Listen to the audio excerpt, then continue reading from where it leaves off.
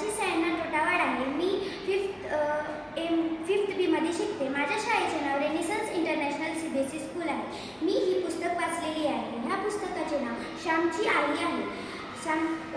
श्यामने सुरुवात केली. आमचे कर्ज दिवसेदिवस वाढतच चाललेले होते, कारण वेळच्या वेळी व्याजही देता येत नसे. आमची काही शेते होती. वडिलांनी पहिल्यानेच यातील 1-2 मोठी शेते विकली असती तर बहुतेक सारे कर्ज सारता आले असते आणि शिवाय पोटापुरते शेतभात राहिले असते. परंतु वडिलांच्या मनाला ते प्रशस्त वाटत नव्हते. जमीन विकणे म्हणजे त्यांना पाप वाटे, अपमान वाटे.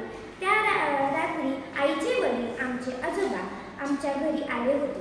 त्यांना आम्ही नाना म्हणत असू. माझ्या वडिलांना 4 गोष्टी सांगण्यासाठी ते आले होते.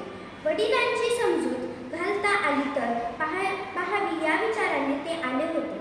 आजोबा मोठे हुशार, साक्षेपी गृहस्थ होते.